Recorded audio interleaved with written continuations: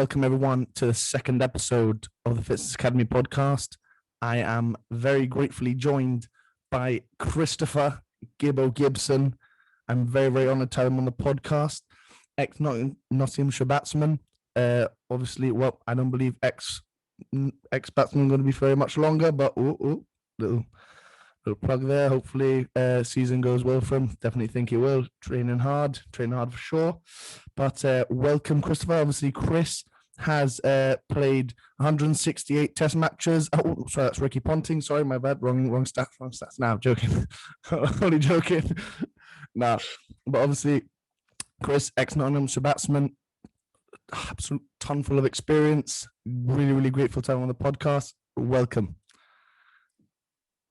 Hi, mate. I'm buzzing to be here. Actually, I've been looking forward to this. Mate, I've been absolutely buzzing ever since I asked you must have been a couple of weeks ago now. I was like, oh, mate, I'm going to get millions of views. Yeah.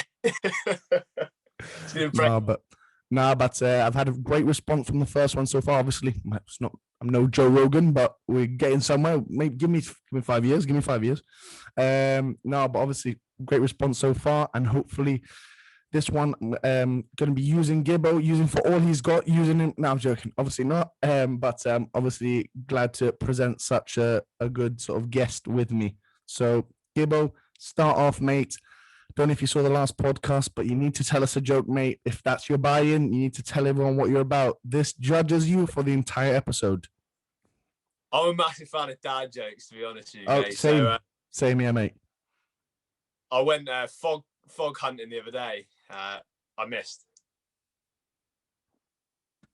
Wow. Everyone in the comments, by the way, if you understood that joke, because I did, but we need to double check that with everyone else. But I'll accept it to start. I'll go for one as well. I'll go for one because I'm a big fan of the dad jokes as well.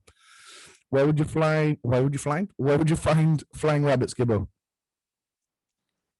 No idea, mate. In the Air Force. I've got to tell you that.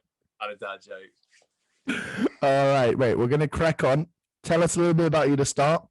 Obviously, I've only tipped the iceberg, but give us a little bit about you, mate. So, obviously, I'm Chris Gibson. I come from Cornwall originally. I lived here till I was 16. Absolutely loved it.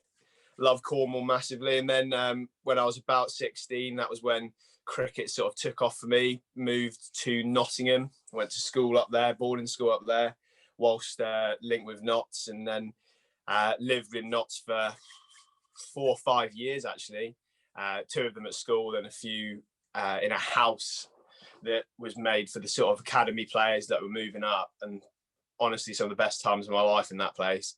And that is basically what's got me here today. And then I obviously got released because of COVID. I can't remember. Yeah, so it was a while ago, wasn't it? If you think about it, jeez. Yeah, maybe. And after that, went to uni because obviously a good backup plan, and I can still play quite a high level cricket at uni. So there's always that option there as well. That's you've actually jumped the gun on a few points which I've actually written down. So like, if we want to end the podcast here, right? Thanks for coming, give us it now. Now he's already jumped the gun, ladies and gentlemen. He's already jumped the gun, but we'll act like that didn't happen. All right, strike one. No, only joking. Only joking. But mate, that's obviously pretty in depth. I don't think you're going to get much more than that, to be honest with you. Obviously from the man himself, but obviously, like you said, with COVID, I don't think personally, to be honest with you, he would be unsigned if COVID would have happened, but we're here today. So it is what it is, and we crack on with it. Obviously, I am aware of what the game is, but for anyone who's not watching, could you describe cricket in one sentence without trying to make people fall asleep? Really, it's an unbelievably hard question to answer. It's a game where a bowler bowls a ball to a batter who attempts to hit the ball and score a run or runs, and the winner of the game is the person that scores the most runs. That's as good as I think. Fair enough, mate. I think I'm just double checking on that one quickly on my phone. I think the New Testament was slightly smaller than that, but we'll crack on with it. I'll accept it. Nah, What are you joking, mate? There's a lot of jokes in here. There's a lot of jokes. That's what we're doing. All about the good stuff. No, but we'll crack on. We'll crack on to the next point because obviously I'm not one that's like, oh yeah, Chris, mate, it's an absolute bling bling bling. But no, honestly, it's just casual conversation, like I always mention. But what was it like in that professional setup? What was it like to obviously at the time? Obviously, if you guys don't know, Chris is actually a very, very famous documentary star on YouTube. If you don't realize, if you actually, I'll put a link down below. But Knots did a documentary called All In, and in episode 6, a very young-looking Chris Gibson appeared in episode 6. I'll leave a link in the description. I'll put a little photograph right in the middle as well there, just to show you the comparison there, Gibbo. That's a little bit of a fine I'll get probably during the season, but he's not happy already. He's not happy already. Oh, he's clicked off it now. No, but what was it like, mate, in that professional setup? Obviously, at the time, or still today, obviously because of COVID, a lot of big stars there at Knots. Obviously, in that second team game, that documentary shows a lot about sort of a lot of players stepped down a lot to play with the twos to sort of get that good game time. So what was it like sort of in that setup at the time? I mean, there's no two ways about it. It was incredible the time I was there. I absolutely loved it. I mean, I think that's one of my biggest misses is being in the setup, actually. Just from the smallest of things, being in the setup, you know, everything's laid out for you. The training, the coaches are such, you know, fantastic coaches there. And also, like you said, training day in, day out with, you know, some absolute superstars of the game. Occasionally Hales would come down and so would, you know, like Stuart Broad. And that's just incredible, really, like just being with them. And I think, like I said, it's something I've missed massively, sort of leaving it, just not having that such good structure. You have to almost, when you get released, you have to sort of find it yourself. So yeah, that's probably what I've got for you for that. Yeah, you mentioned Hales. Obviously, we've talked about this privately, but what do you reckon, mate? I'm thinking, big miss out IPL draft, Alex Hales, mate. I reckon, my personal opinion. I genuinely think he's in the top 5 T20 batters in the world. So I don't know how he's not getting picked up. And that, apart from that, his biggest achievement actually is probably scoring a 100 partnership with me when I was 17. So. Mate, everyone getting lips and digs there, mate. Mate, Chris Gibson, IPL 2022. Actually.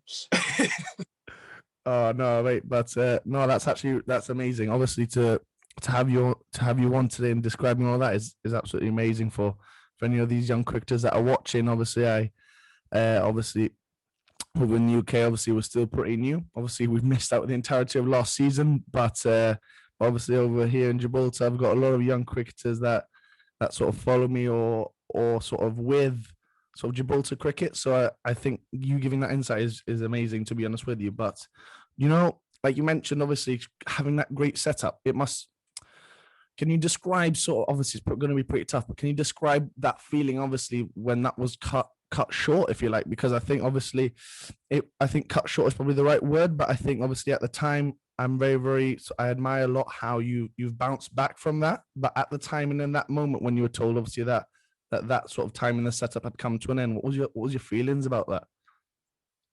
That's a tough question, you know, because it was a very strange period of time because I actually was doing all right. I had a real bad patch I'd started off the season quite well, had a real bad patch through the middle, and then I came back at the end, sort of what I thought was crunch time, and I'd actually had a really good couple of weeks, couple of hundreds and stuff like that. So to be totally honest with you, I thought there was an option to get released because it was that time of year, but I didn't actually think I was going to be honest, because from the way the coaches are speaking to me, there was actually talks of me, you know, playing in some of the first team games. So actually I wasn't particularly thinking about it. And then when I hadn't got selected in a few of those games, I started to think, you know, this is looking good. This isn't good. So it was real 50-50 going into the meeting. And I went into the meeting and there's no two ways about it. Getting released is probably one of the worst things that's happened to me in my life. Like I've trained so hard, I've worked so hard, and that just gets completely taken away from you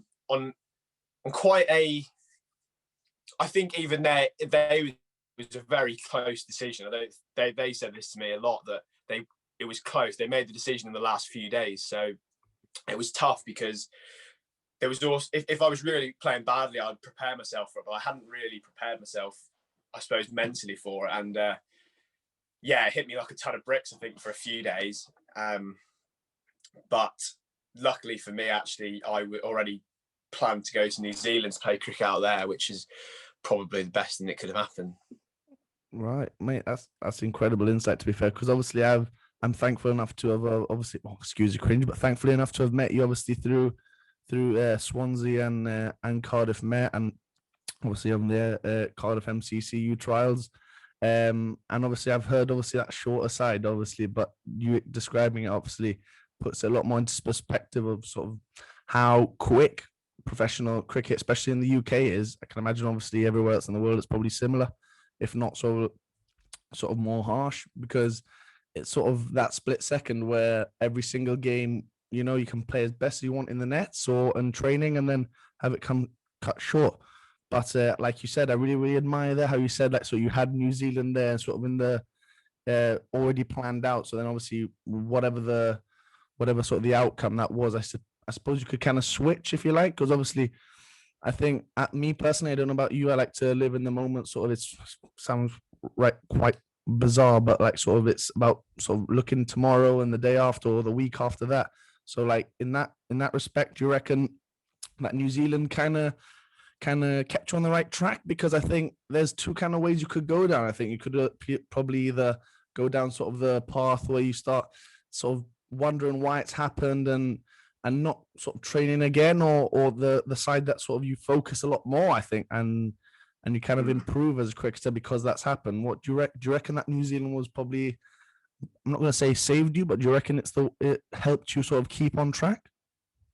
Yeah, well, it's an interesting one, because if I'm being totally honest, my first reaction after actually being released was I was feeling really sorry for myself, and I'm not saying that was a terrible thing, so I think it's quite natural, but I felt really sorry for myself. The world was against me, all of that stuff. And when I went to New Zealand, I was just like, my first instinct was, just screw it, just go have a good time, just go try and whack a few cricket balls, not worry about fitness and stuff like that. And then halfway through New Zealand, I think, well, probably towards the end of New Zealand, I got injured, and it gave me a lot of time to think, because I wasn't really playing that much cricket, and I wasn't able to gym. And actually, I realised that the world doesn't just stop for you. Do you know what I mean? Just because you may have had a few situations where you weren't so happy with the results, I actually realised that was the point then, sort of the end of New Zealand, where I realised I actually had to buck up my game. If I want to become a professional cricket player again and get back in that setup, I've got to completely change everything. I think ever since that, I think it was just a lot of honest chats with myself. And ever since that, I think I've been all the better for it. And I think if I ever do make it again, or if I go into a different path, actually, this whole situation's been for the best for me in a weird way. Mate, that's really good. I think that's one thing that I admire a lot about you is, I, like myself, obviously, you kind of sort of, you learn from life rather than trying to learn off someone else, because obviously, unfortunately, that in the professional game, whether it's football, cricket, whatever, players get released, so there's going to be hundreds of people who have had that experience. But I think I'm very much a believer in the fact that you need to experience it yourself to understand truly what it's about. And I think, obviously, unfortunately, that's what's happened, or obviously won't be around for much longer, in my opinion. Fingers crossed. Hopefully this season actually goes ahead. Fingers crossed. Jeez. That would be horrendous to say that, and then obviously it goes down the toilet.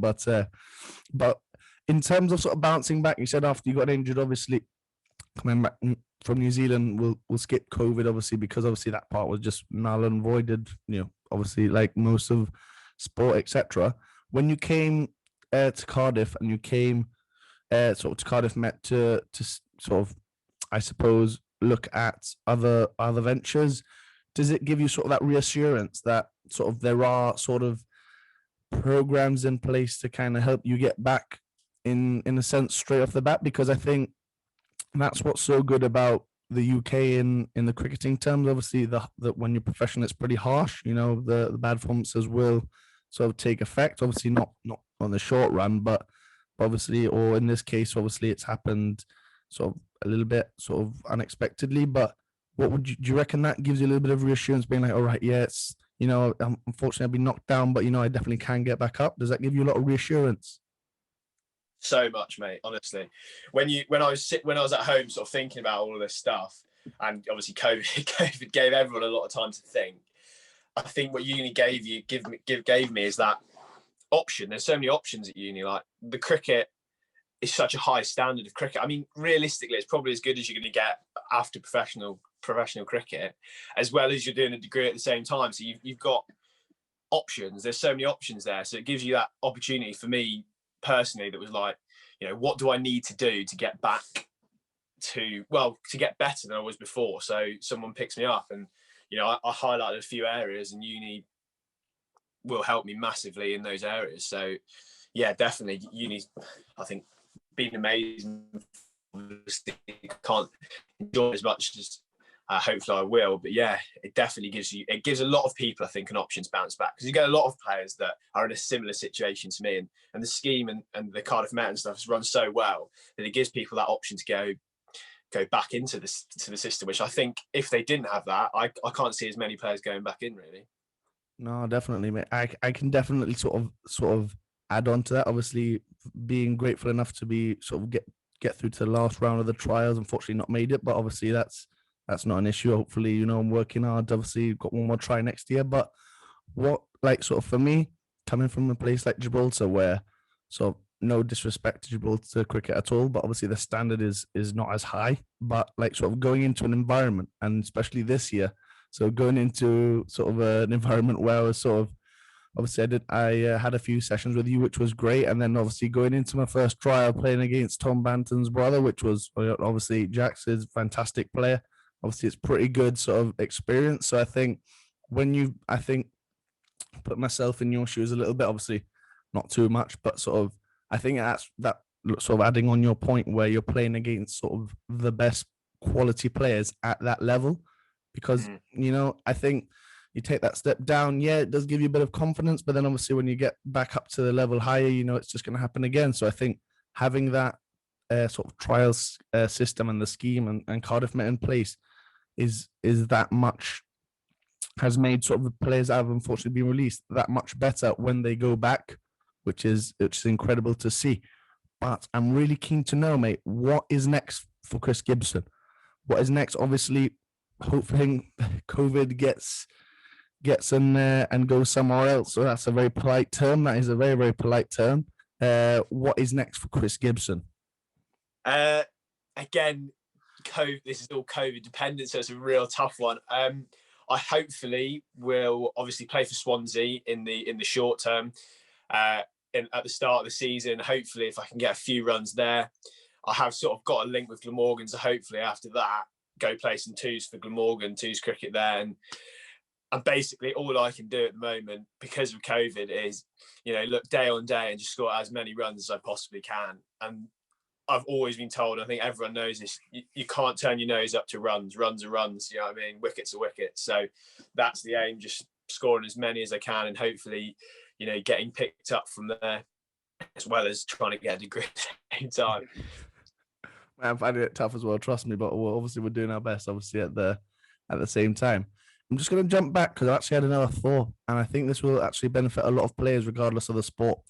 In terms of like sort of mental health is obviously a lot of is a big thing nowadays. Obviously, it should have been many moons ago, but obviously it's not. Thankfully, it is now. Do you reckon sort of the support was there? Obviously, no disrespect to any sort of organization or club or whatever. Do you reckon that sort of that mental health support or sort of that your mental health at the time was taken into account appropriately? Do you reckon, or do you reckon that sort of, obviously you said that you dealt with it somewhat well in the longer term by going out to New Zealand, but in terms of when you came back to the UK and you were back in that similar environment, do you reckon that sort of that that support was there, or do you reckon that can improve? Obviously, not specifically in your case, but do you reckon in general from stories you've heard or even yourself? That's actually a really good question, because it's something I've never particularly thought about, actually. But if I'm being honest, no, actually, I'd say no. I don't think I had anyone particularly from Notts actually see how I had a lot of mates at Notts. Obviously, I spoke to them, but actually, I think realistically, I think the coaching staff probably should have maybe reached out and seen how it was, because I lived there for 5 years, and so not only have I lost the career in that career path I was expecting, I actually had moved away from actually my girlfriend.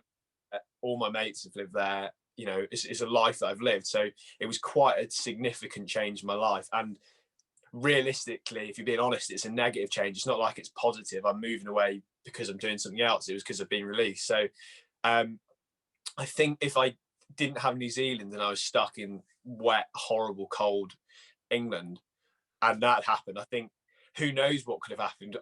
Personally, I don't think I had any real big mental health issues about it. I think I was so busy. I was playing a lot of cricket. I was training a lot. I had some amazing people in New Zealand that helped me massively, to actually just enjoy myself over there, not really worrying about cricket. But actually, it's such a great question, because who knows what would have happened if I came back to England. I have absolutely no idea. If I was literally, I still can't lie, I think about it a lot, the whole situation. But if I'm at home on my own thinking about it, I mean, it could spiral. You never know what happens. You could really take it hard. So no, I think definitely that's something that, in all sort of sport world, I think some sort of system after you've been released probably should be in place, really. Yeah. Because especially with COVID, mental health is massive in the world at the moment. I mean, lots of people are struggling, and anything that could make that better, I mean, definitely I think should be in place, really. Yeah, like you kind of mentioned, where sort of having that sort of support afterwards. I think I think whether it's COVID or not, I think players that have been released, keeping with that topic, I think it's pretty important, because obviously, like we've unfortunately seen a lot of sort of not specifically to Manchester City, but obviously it's coming out that a lot of ex-Manchester City Academy sort of players or a couple of them have actually taken their own lives, which is pretty crazy, because like you've mentioned, and with yourself, you move away from home, and then sort of that's gone within a day, which obviously I'm not trying to sort of bring you down at all, but obviously I'm just trying to sort of point out to everyone watching that sort of it's a lot harder than just the seeing you on the pitch or seeing you play a game of cricket or a game of football. I think it's a lot more than that. So I think that attention I think that's why in sport generally it's so prevalent, because you're not. I mean, I was getting to a point when I was playing games where obviously I knew the contract talks were coming up, and I'm not thinking about scoring runs or batting. I'm thinking, if I get released, I've got to move back to Cornwall, and if I go back to Cornwall, it's really hard for me to trial because I'm so far away from counties. So that sort of builds up, really, and that's, I think, what people I don't really understand, is that it's not just about, I'm gutted I didn't score any runs this week. It's actually, I think as you go higher, it's how am I going to pay a mortgage? How am I going to pay a car? Rather than actually, career, isn't it? It is a career. Yeah. At the end of the day, at the end of the day, how much it is. Plus, you see all the IPL auction, all the 100, all these mega deals going down. But then you're like, well, to get to that stage, all these guys have actually had to start at the bottom, where they did get their first professional contract, or their first academy contract, which paid the bills to them to allow them to work harder. So I think that stage where everyone's like, oh, it's a lot of money. But obviously at the start, the people at the bottom, and the point I'm trying to put across is definitely that sort of, I think every big star would start somewhere. And then I think hopefully it's definitely where you're heading, mate. We're going to go into the rapid fire very quickly, mate. So in the game of cricket, mate, getting a bit banterous here, what annoys you the most, apart from a cold, wet day in Swansea? What annoys me the most in cricket? People that sledge for no reason. When they just start sledging you just because they're bored. Find that annoying. That's probably my biggest Yeah, that's my take. favorite one, though. That's my favorite. I've had a bad spell, finished bowling, put me at a short cover, extra cover, and just turn the batsman at their blocking like Legoland. So, That is so fair. That's so off. You're like, what? You've just bowled terribly, and you decide I'm just gonna start spraying you for no reason. I mean, if you bowl an absolute Jaffa and you nicked him off well, okay, fine, yeah, but like absolutely, like, oh mate, absolutely no, I just blocked straight in the middle of the bat. Like, oh boys, here we go. My biggest fate. Play a good shot, and they'll start spraying you. Like, what? Are you watching the same game I'm watching, mate? Anyway, we'll move on to the next one, mate. Who sort of doesn't have to be sort of professional, but who's inspired you the most in your life so far? Again, doesn't have to be cricket. This is nice rapid fire. Well, not rapid fire, but obviously, as long as you need to take, who has inspired you the most? I think it's sort of recently been my eldest brother. I think he was I think it's fair to say he's a fairly average, found a real passion in medicine, and amazingly went from Cardiff Met, where I think he got Manchester Met, where he got a few average grades, to becoming a doctor. I think for me that's been quite inspiring, because it just showed how hard he had to work to get there, but he somehow managed it.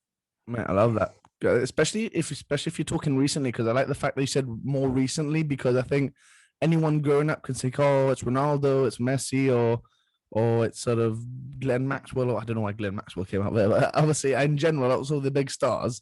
And then obviously keeping it sort of really, really close. I'm definitely the same, looking at how, like, especially for myself, keeping it nice and close to home, my family, my brothers, especially being in this sort of, still sort of, one of them is still studying, obviously one's working now.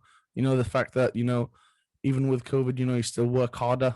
So I really, really, really respect that. And, my sort of my middle brother in particular, he's studying to be a vet now, and and it's crazy because he's been studying for about 7 or 8 years now, and he's still as hungry. You ask him and he's like, no, still hungry, and you're like, that's year after year, and he's like learning new things.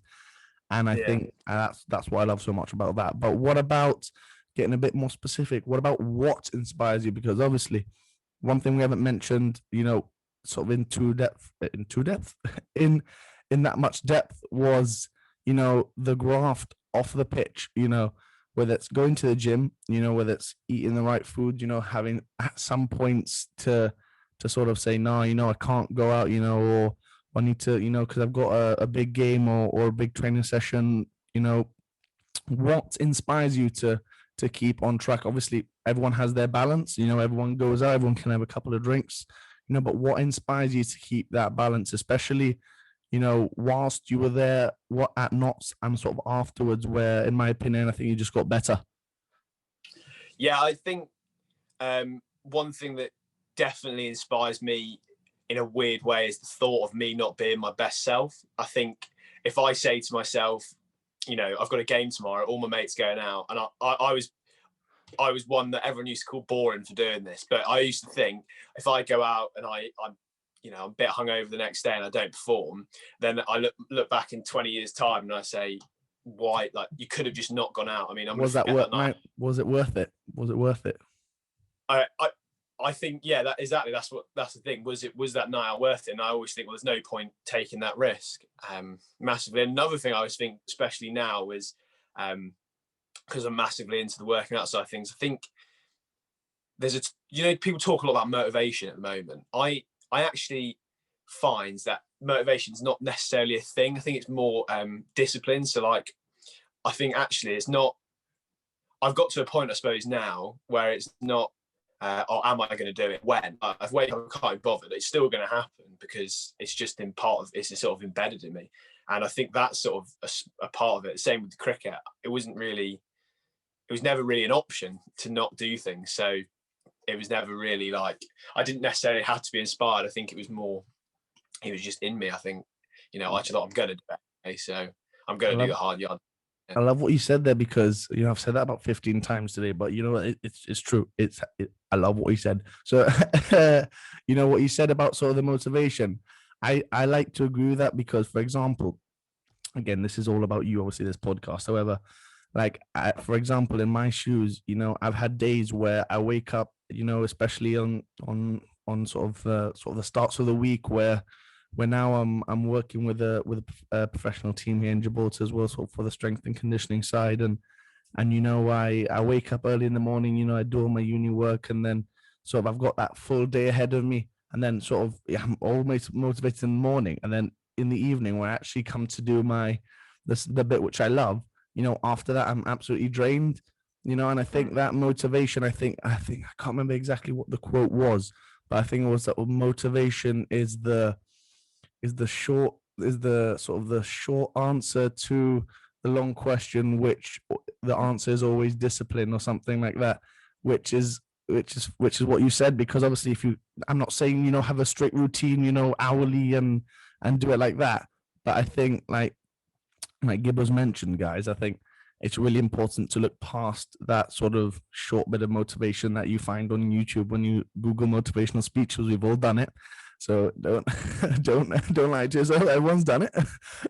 And then sort of look past that and then be like, right, after when I'm at my, and I'm not going to say your lowest, but when you're at those times where you're a little bit lower, how are you going to perform? And I find that I'm always performing better when I'm nice and consistent throughout the day, rather than sort of a peak of motivation and then just down throughout the day. That's why I'm always so positive, and everyone where I work is always asking, why am I so positive? And it's like, because why aren't you that positive? It sounds cringe, but at the end of the day, life's too short to sort of be low all the time and whine about things. Create your own story, simple as that. But leading on to that, I've just given my best piece of advice. What is your best piece of advice for actually, let's start with what is the best advice you've been given, and then we'll lead on to something else after that. What's the best advice you've been given? The best piece of advice I've been given is leave no stone unturned, definitely. And that's honestly drives me so much. Just those few words genuinely drive me so much, because I always think, I don't have to do this today, but actually, why not? That little bit might be the difference between, making it or not making it, and doing those extra yards, which you don't have to do. Then you never have to, in the future, I'll never have to worry, well, I could have done more, because I will have already done everything I could. Yeah, I think I mentioned it with Josh, who was my first guest, and I was sort of mentioning how sort of when you're 82 years old, or when, I don't know why 82, why not 82? Why not 99? When you're sort of older, I think that the worst thing is to have those regrets sort of in a little bank or a little jar and being like, oh my God, yeah, I wish I did that. Yeah, I wish I did that.